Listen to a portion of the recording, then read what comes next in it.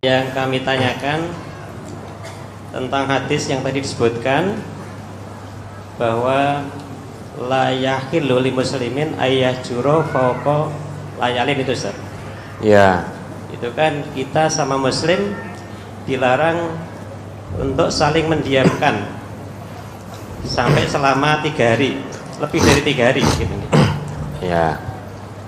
Namun dalam surat Al-Ahzab ayat 28 itu Ustaz, itu Rasulullah pernah mendiamkan istri-istrinya sampai kurang lebih 1 bulan begitu. Ini mohon penjelasannya Ustaz. Atas jawabannya kami ucapkan terima kasih. Assalamualaikum warahmatullahi wabarakatuh. Waalaikumsalam warahmatullahi wabarakatuh. Ya. Memang dalam hadis itu ya, sesama muslim la yahillu lil muslimin ayyahjura akahu fawqa salasi layalin fa yaltaqiyani fa yu'ridu hadza wa yu'ridu hadza wa khairuhum alladzi yabda'u bis salam. Tidak halal bagi setiap muslim mendiamkan saudara muslim lainnya lebih dari 3 hari, tidak halal. Keduanya bertemu, namun yang ini berpaling, yang itu juga berpaling. Ketemu gabrus, yang ini melengos, yang itu juga melengos. Itu tidak halal kalau lebih dari 3 hari. Yang paling baik itu yang memulai nyopo aruh dulu, itu kata Nabi. Kemudian terkait dengan Al-Ahzab 28, dibaca saja ayatnya. Monggo Ustaz. Surat Al-Ahzab surat 33 ayat 28. Ya ayyuhan nabiyyu qul li azwajika in kuntunna turidna al-hayatad dunya wa zinataha fata'alaina umatti'kunna wa usarrihkunna sarahan jamila. Hai Nabi, katakanlah kepada istri-istrimu, jika kamu sekalian menginginkan kehidupan dunia dan perhiasannya, maka marilah supaya aku berikan kepadamu mut'ah dan aku ceraikan kamu dengan cara yang baik. Ada notnya? Gak ada. Mut'ah yaitu suatu pemberian yang diberikan kepada perempuan yang telah diceraikan menurut kesanggupan suami. Ayat ini mana apa mengatakan bahwa Nabi mendiamkan istri? Kan tadi yang ditanyakan kaitannya dengan ayat ini. Mungkin yang dimaksud terkait dengan hadisul ifki itu mungkin. Jadi saat Ummul Mukminin itu dituduh, difitnah oleh Abdullah bin Ubay bin Salul telah berbuat serong dengan Sofwan, dan berita itu santer dari mulut ke mulut, sampai-sampai berita negatif semacam itu terkait dengan Ummul Mukminin itu menyebar ke seluruh penjuru negeri. Kemudian hal itu hampir-hampir secara manusiawi, hampir-hampir Nabi terkena oleh berita fitnah tersebut. Kemudian Nabi membiarkan Ummul Mukminin di rumah orang tuanya, Abu Bakar, kurang lebih 1 bulan atau berapa itu, dalam rangka agar semuanya bermuhasabah untuk berpikir, bukan mendiamkan. Toh buktinya Nabi juga terus datang. Kemudian Ummul Mukminin ditanya oleh ayahnya Abu Bakar, oleh ibundanya, apa yang terjadi. Kemudian singkat cerita, nama Ummul Mukminin Siti Aisyah dibersihkan oleh Allah turun ayat, innalladzina ja'u bil ifki usbatum minkum, dan seterusnya, itu dibersihkan. Begitu turun ayat, maka Abu Bakar meminta kepada Siti Aisyah, wahai Aisyah, berterima kasihlah kamu kepada Nabi yang telah membersihkan namamu. Jawab Aisyah, tidak wahai ayah anda, Allah lah yang telah membersihkan namaku. Mungkin yang dimaksud itu Nabi mendiamkan. Nabi tidak mendiamkan, karena berita itu sudah sangat santer. Maka Ummul Mukminin pulang ke rumah orang tuanya kurang lebih sebulan sampai turun ayat itu. Nabi tidak mendiamkan. Nabi tidak mendiamkan untuk berpikir. Karena Nabi itu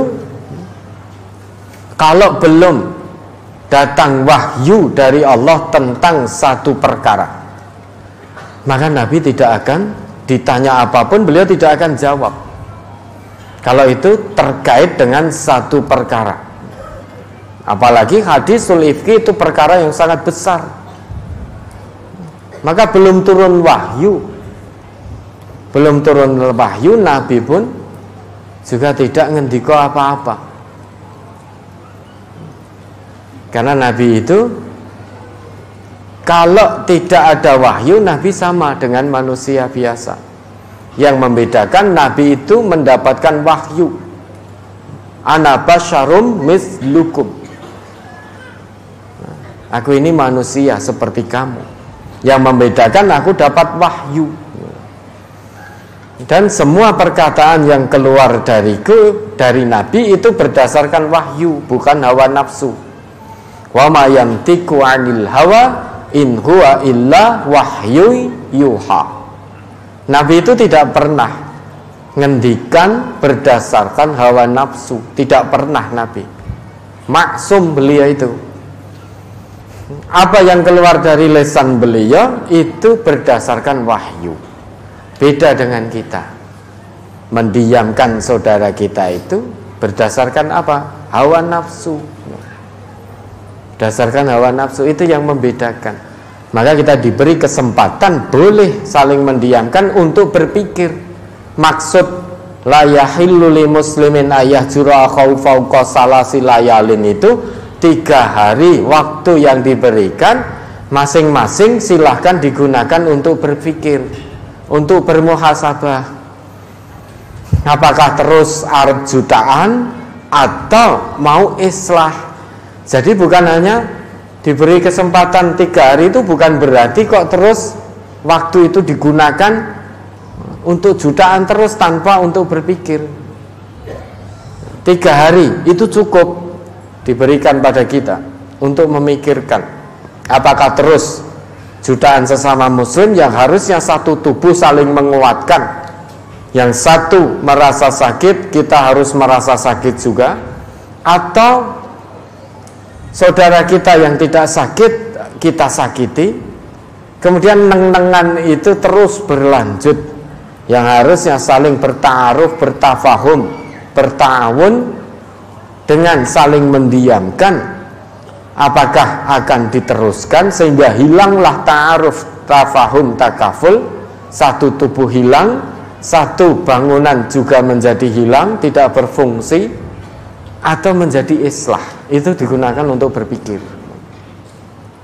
Itu yang membedakan antara Nabi dan manusia biasa. Nabi itu apa yang dari beliau, yang keluar dari lisan beliau itu wahyu. Sehingga hadisul ifki, Nabi tidak mendiamkan istri beliau, tidak.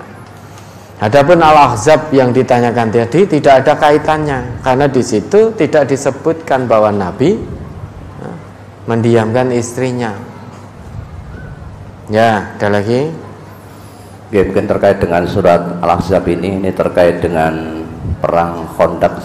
Ya. Di sana ada harta rampasan perang. Kemudian istrinya kan ingin mendapatkan ya bagian dari harta itu, ternyata tidak diberikan, sehingga Nabi tetap tinggal di rumah dengan istrinya selama 1 bulan untuk mendidik istrinya agar sebagai istri Nabi itu tidak seperti wanita-wanita yang lain. Ya, itu asbab nuzul dari ayat itu. Tapi apakah Nabi mendiamkan di situ? Nabi tidak mendiamkan. Nabi memberikan pendidikan. Maka ingat, Nabi itu ya, apa yang keluar dari Nabi itu pendidikan.